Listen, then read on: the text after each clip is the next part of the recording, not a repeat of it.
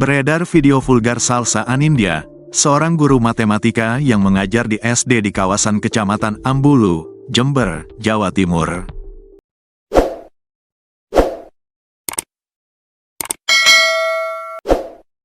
Namanya langsung viral setelah video pribadi berdurasi 5 menit miliknya tersebar luas di media sosial.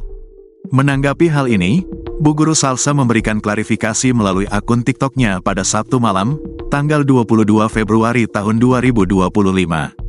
Dalam 21 poin klarifikasinya, ia menyampaikan jika ia diiming-imingi mobil oleh pacar online-nya.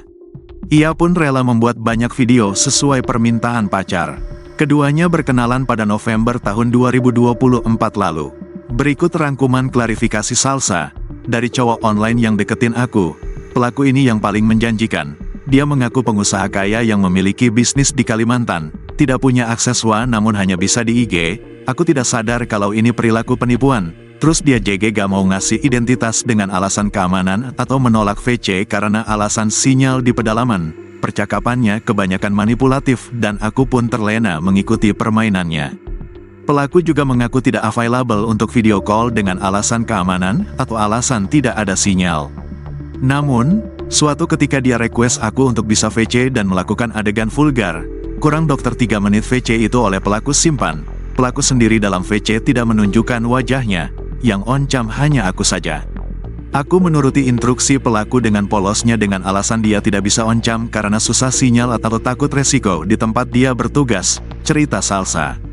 Akibat dari penyebaran video tersebut, Bu Guru Salsa menyatakan penyesalan dan rasa bersalahnya.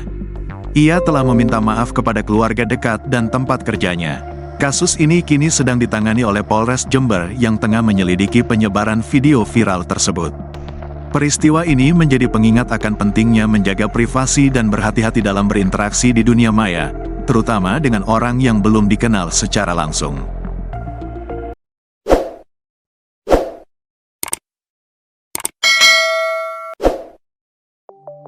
Sebelumnya, Assalamualaikum warahmatullahi wabarakatuh. Dengan video ini, saya mengucapkan mohon maaf yang sebesar-besarnya kepada pihak yang dirugikan atas kasus saya.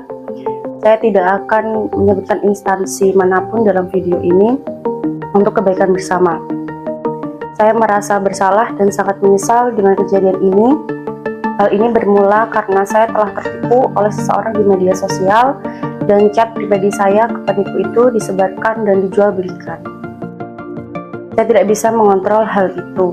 Sebelum kasus itu beredar luas, dengan sadar dan tanpa paksaan dari pihak manapun, saya mengundurkan diri sebagai guru bantu dan bukan lagi bagian dari instansi manapun sejak tanggal 7 Februari 2025. Sebelum ini, saya seorang mahasiswi pertengahan yang mencoba mencari pengalaman dan pengembangan pengetahuan saya dengan mengajar.